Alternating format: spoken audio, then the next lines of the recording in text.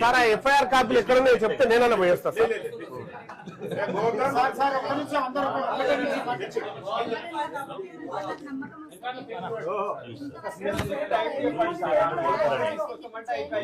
వీళ్ళందరూ కొడతారండి. రాత్రి వరకు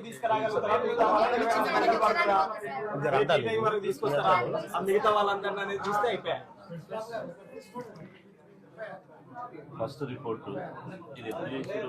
22 అది ఇవ్వాలటదనా ఇక్కడ ఎఫ్ఐఆర్ ఎఫ్ఐఆర్ నెంబర్ చూస్తే అయిపోయాయి. ఫస్ట్ వాళ్ళకి కంప్లైంట్ శ్రీనివాసరెడ్డి ఇందులో ఎఫ్ఐఆర్ నెంబర్ ఎంత? 18, 53, వాళ్ళు ముందు 61.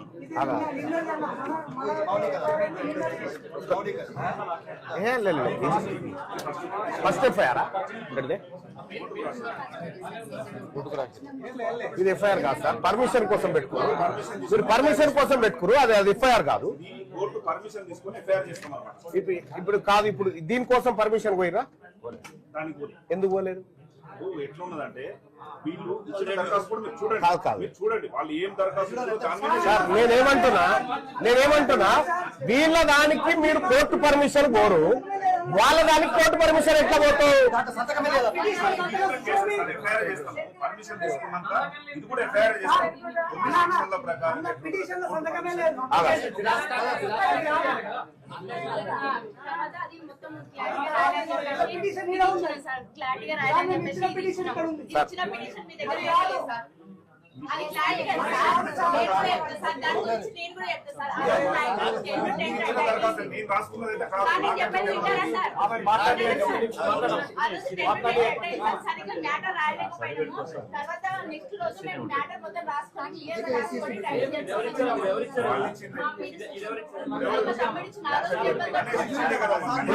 ఇప్పుడు కాదు డిఎస్పీ గారు ఆగాదు. ఆ ఎఫ్ఐఆర్ కాపీ సార్.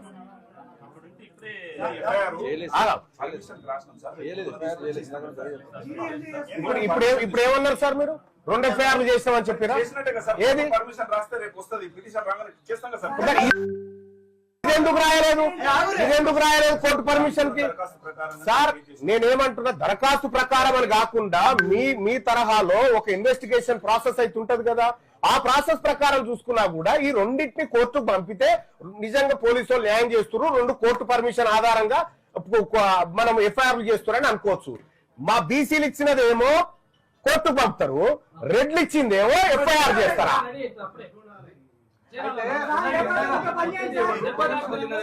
కన్ను తిన్నేమో కేసు చేయాలంటే కోర్టు పర్మిషన్ కావాలి.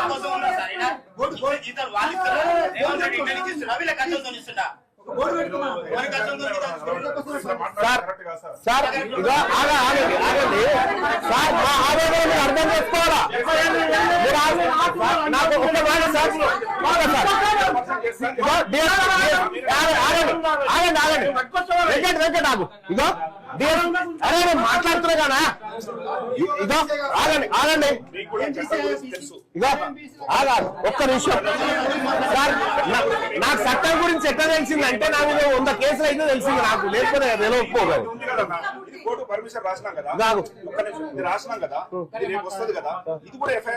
అయితే నేనేం చెప్తా ఉన్నా, మీరు ఇదొక్క దాని మీద మీకు ప్రేమ ఎందుకు కలిగి ఎఫ్ఐఆర్ చేసిరు, దీని మీద ఎందుకు చేయలేదు? ఇప్పుడు ఈయనకు తల పగిలి ఇంజరీ అని వీళ్ళకు వీళ్ళు ఇచ్చిన దరఖాస్తు ఆ రోజు ఎటువంటి గాయాలు కనపడలేదు.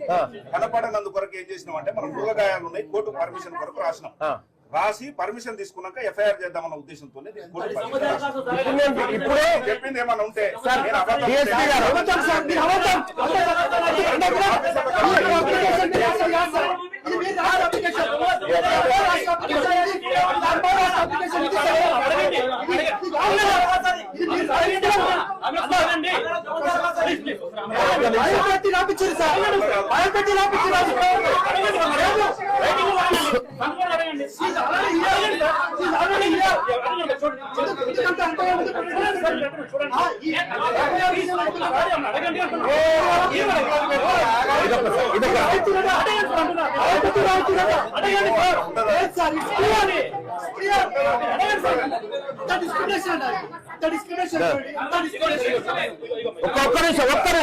ఒక్క నిమిషం మీ భాగవతం అంత ఇన్నే ఉంది జరా ఒక్క నిమిషం మీ పోలీసు వాళ్ళ భాగవతం అంత ఇన్నే ఉంది కానీ ఒక్క నిమిషం ఆగండి. ఇక్కడ అమ్మా బుజ్జి ఆగరా తల్లి. ఇక్కడ I humbly submit that on 18/2/2026 21:30 hours అంటే రాత్రి 9:30కు వీళ్ళు కంప్లైంట్ ఇచ్చిందని రాసినావు. వీళ్ళేమో రాత్రి 8 గంటలకు కంప్లైంట్ ఇచ్చినట్టు పెట్టినావు. ఎట్లా సాధ్యమైంది ఇది? ఇది ఎట్లా? ఇప్పుడు ఎస్ఐ గారికి ఏ టైం లో పోయారో ఆ టైం దరఖాస్తు తీసుకుని మీ జీడీ ఎంట్రీ చూపించండి. ఎవరు ఫస్ట్ వచ్చారు మాకు చూపించండి. జీడీ ఎంట్రీ చూపించండి. మాకు జీడీ ఎంట్రీ చూపించండి. ఎవరు ముందుగా వచ్చారు? జీడీ ఎంట్రీ అయితే ఉంటుంది కదా డిఎస్పీ గారు. జీడీ ఎంట్రీ ఉంటుంది కదా. జీడీ ఎంట్రీ చూపించండి. సీసీటీవీ ఫుటేజ్ చూపించండి. ఎవరు ఫస్ట్ వచ్చినా తెలుస్తుంది. మా ఒక్క నిమిషం పక్కన పడేసి నేనేమంటున్నా